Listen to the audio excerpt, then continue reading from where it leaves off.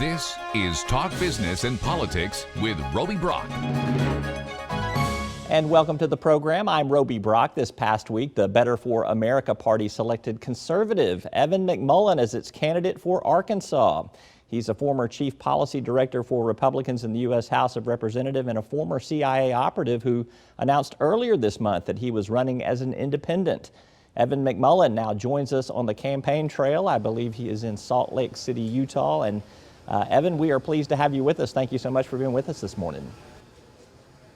Thank you, Roby. I appreciate it. I'm happy to be here with you. Let's talk about a lot of people in Arkansas don't know who Evan McMullin is, so maybe 60 seconds or less, give me your brief biography and why you are running for president of the United States. Yes, well, as you mentioned, I spent about 10 years, over 10 years with the Central Intelligence Agency running counterterrorism operations and other covert operations for the United States overseas. I then spent some time in the private sector working in finance with companies in all kinds of industries, helping them raise capital and also doing mergers and acquisitions. And I then spent about 4 years in the House of Representatives as the Chief Policy Director, where I worked on all kinds of issues, including government reform, veterans health care, and national security issues especially.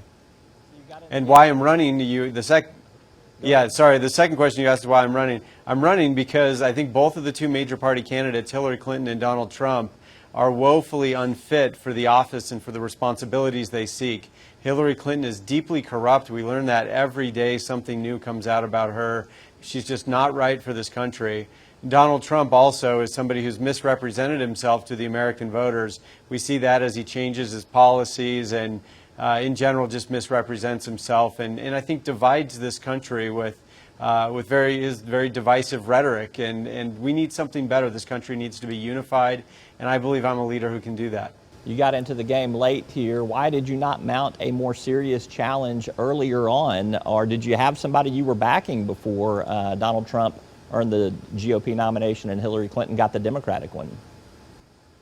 Well, I would say that our challenge is serious. We entered the race late. There's no doubt about that, and no one feels that more than I do. But it is a serious challenge. I didn't enter the race earlier because I hoped somebody with national name ID and perhaps an infrastructure suitable to build a campaign on was going to get in and I could support them. That's what I was hoping. That's what I had been working for.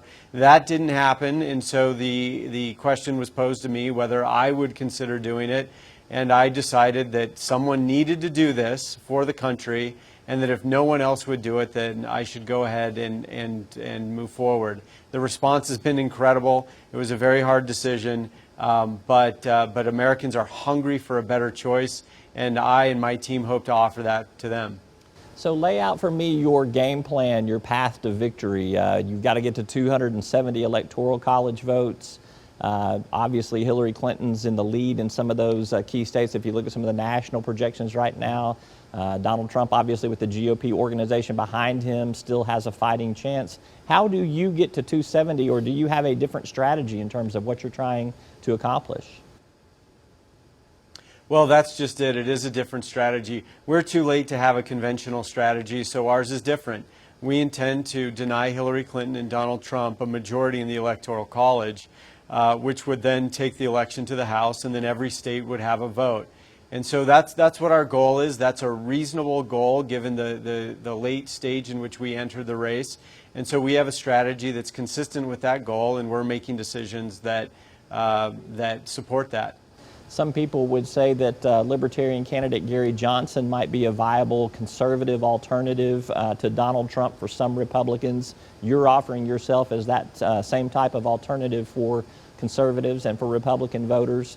Are you kind of throwing a monkey wrench in his potential plans to be the spoiler and to do this? How do you compete with another strong independent candidate, I guess is my question.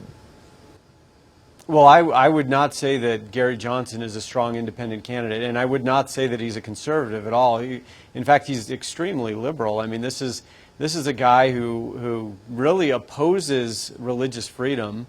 This is a guy who is pro-choice.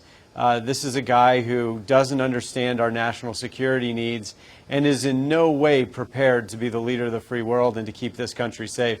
He's not a credible candidate in a mainstream sense. He has no chance. He's been at this for years and years and years and years. You know, he polls at 10% or you know, around there at his maximum, even after spending so much time. He's just not an acceptable moral choice, certainly, for conservatives. All right, Evan, we're going to take a quick commercial break. I'm going to come back and quiz you about a few things policy-wise for your campaign. We're with Evan McMullin. He is candidate for president. This is Talk Business and Politics. Stick around for more right after this.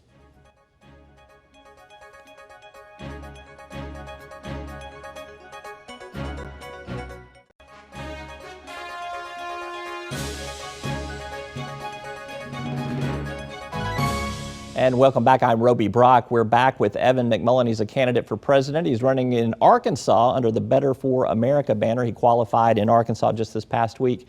Evan, let's talk about some of the platform of your campaign, of your candidacy. Name me three things. I think it's easy for people to remember things in kind of blocks of three. What are three things that you're staking your candidacy on?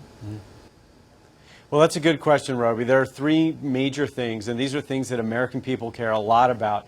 Number one is national security. This world is increasingly unstable. We face an increasing number of threats from around the world.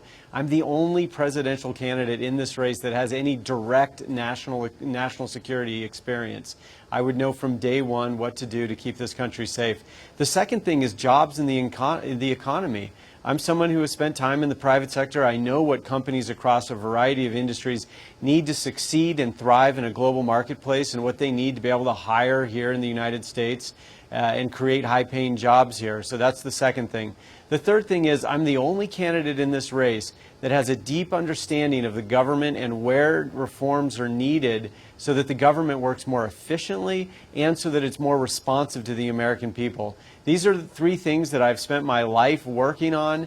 They're not a mystery to me as they are for the other candidates, and these are the things that the American people care most about. All right, let's kind of go quickly, if we can, through each of those three things. National security. Tell me one thing you would do immediately upon becoming president that you would change in terms of national security policy right now.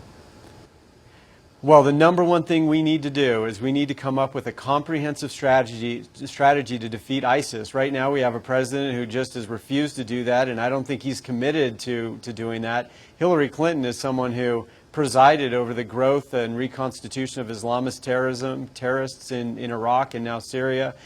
That happened under her watch. And then Donald Trump doesn't know the first thing about national security. Every time he talks about it, it's painfully apparent. So, you know, that's the first thing is a strategy, a comprehensive strategy and a commitment to win. That involves taking the fight to them and being more serious about the battle of ideas, too. That's another part of this effort that doesn't get enough attention. So you would push for military intervention in some of these regions of the world where ISIS is fomenting, basically.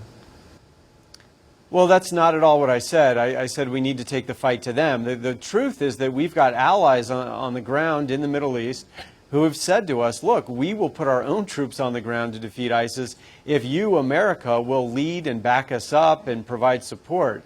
And that's a great thing because it costs us less to do, and we don't have to put American women at risk, American men and women at risk in our services, our armed services, to do it.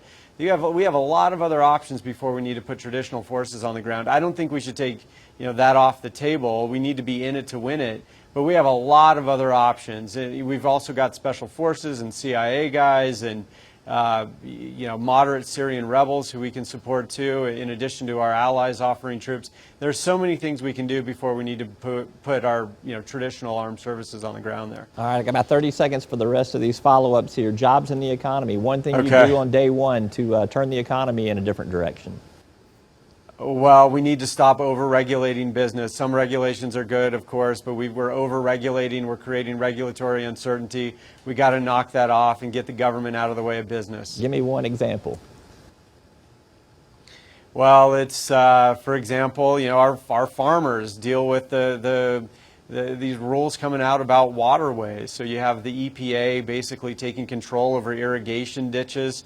and telling farmers what they can do and how they can do it with even these small, what they consider bodies of water, the EPA.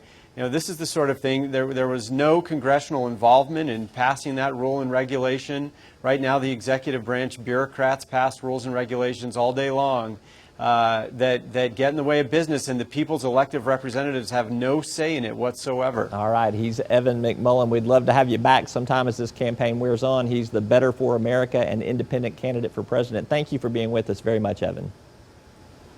Thank you.